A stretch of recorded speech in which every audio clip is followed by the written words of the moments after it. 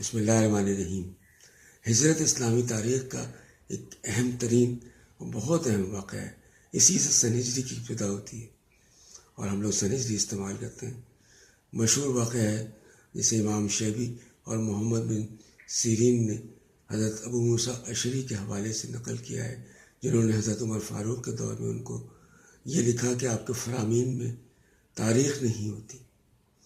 چنانچہ حضرت عمر نے سن 17 ہجری میں صحابہ اکرام کو مشورے کے لیے جمع کیا اور یہ اس بات پر تجاویز مانگی کہ کس واقعے سے اسلامی سال کا آغاز کیا جائے، کہ اس سن عیسوی کو اختیار کرنا ہمارا شعار نہیں۔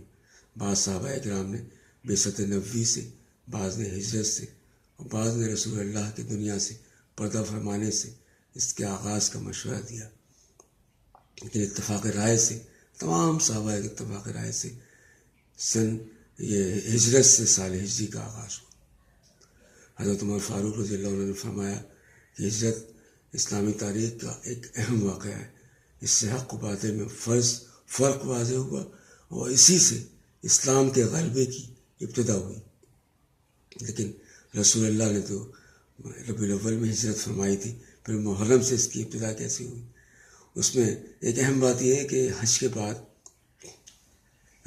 مدینہ منورہ کے انصار نے رسول اللہ صلی اللہ علیہ وسلم سے مکہ مکرمہ میں بیعت عقبہ ثانیہ کا معاہدہ کیا تھا، اور اس کے بعد ہی سے یعنی محرم کے مہینے میں رسول اللہ نے مسلمانوں کو مدینہ کی جانب ہجرت کرنے کا حکم دیا، اور پھر 1.5 ماہ بعد یعنی ذیقعد کے اواخر میں ان کو بھی، رسول اللہ صلی اللہ علیہ وسلم کو بھی ہجرت کی اجازت مل گئی اور وہ مدینہ منورہ پہنچے۔ سن ہجری سے اسلامی سال کا آغاز ہوا اور ہم اسلامی سال بھی سن ہجری یعنی اسلامی سال سن ہجری ہے، اس کو ہمیں اختیار کرنا چاہیے۔